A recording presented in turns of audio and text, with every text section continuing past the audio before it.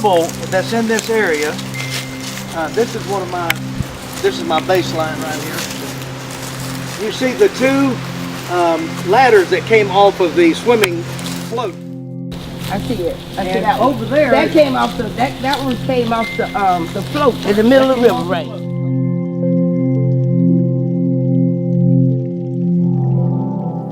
I guess my most predominant memory for Paradise Park is simply growing up here, coming in every day, at the peace, the silence. For me, it was truly a place for me like paradise.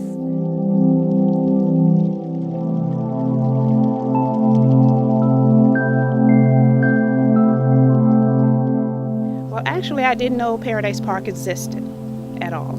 So the picture was my inspiration. However, when trying to determine where the park was located, I looked for it, but I did not know where it was. So I started asking individuals from my community, and Barbara Washington was one of the individuals who told me how to get to Paradise Park. Yeah, I can tell you from the beginning to the ending. When I started here, it wasn't that much going. It wasn't two things going. That was Silver Spring and Cypress Garden.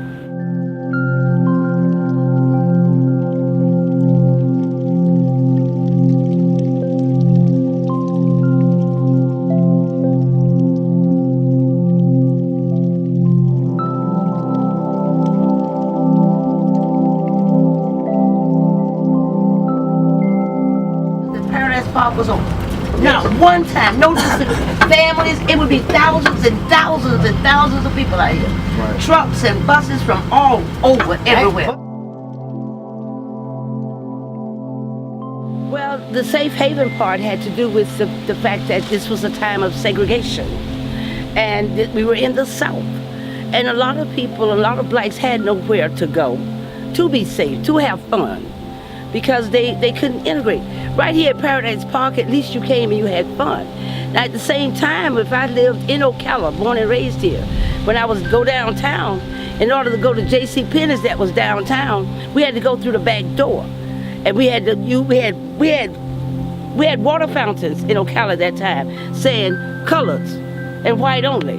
We had bathrooms saying men, women, and coloreds. We had to go back doors. We could not go in McCrory's and walk the drugstores and sit at the counters. We had to do demonstrations for that.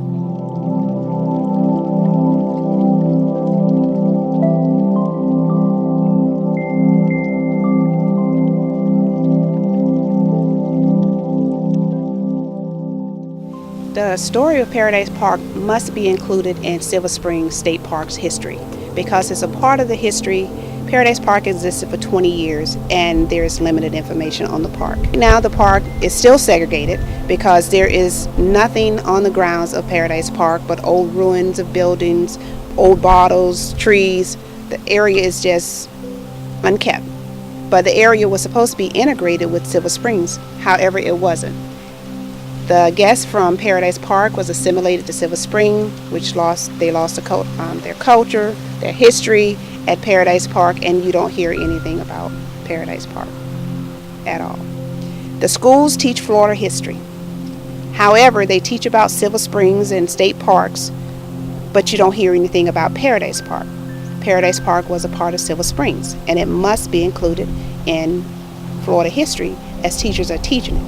It's important that we put a book on every shelf so educators will know that Paradise Park was a part of Silver Springs, and it was not just a separate section of Silver Springs. It was owned by the same individuals. The park was a part of the history. It must be included just as well as our Native Americans.